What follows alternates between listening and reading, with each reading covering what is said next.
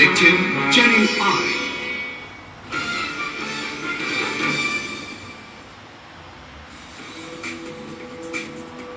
দর্শক দেখছেন channel I সংবাদ।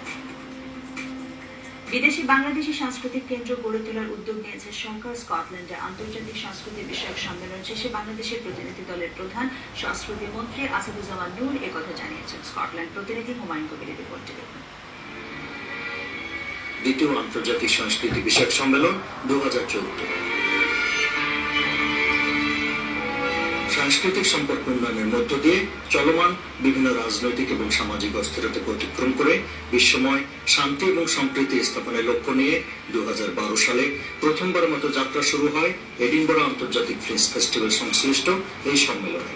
বিশ্বের 33টি দেশের শীর্ষস্থানীয় প্রতিনিধিদের অংশগ্রহণে এবারের সম্মেলনে বাংলাদেশ সরকারের পক্ষ থেকে প্রতিনিধিত্ব করেন সংস্কৃতি মন্ত্রী আসাদুজ্জামান নূর এবং যুক্তরাজ্যে বাংলাদেশের হাই কমিশনার মোহাম্মদ মিজানুল কায়েস। বিদেশে বাংলাদেশের সাংস্কৃতিক কেন্দ্র প্রতিষ্ঠা করবার একটা উদ্যোগ গ্রহণ করেছি। স্কটল্যান্ডে এখানে যে সংস্কৃতি মন্ত্রী আছেন তার সঙ্গে কথা হয়েছে।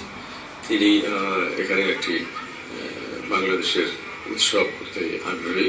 তবে বাংলাদেশ সরকারের পক্ষ থেকে সহযোগিতার যথেষ্ট অভাব, এমনটি অভিযোগ বিদেশের নানা সাংস্কৃতিক উৎসবে বেসরকারি উদ্যোগে অংশ নেয়া বিভিন্ন দলগুলি।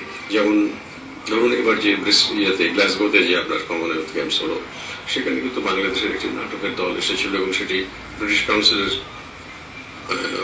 উদ্যোগে এবং তত্ত্বাবধানে তারা এখানে অংশগ্রহণ করেছিল এবং সেটি যথেষ্ট সুনাম অর্জন করেছে।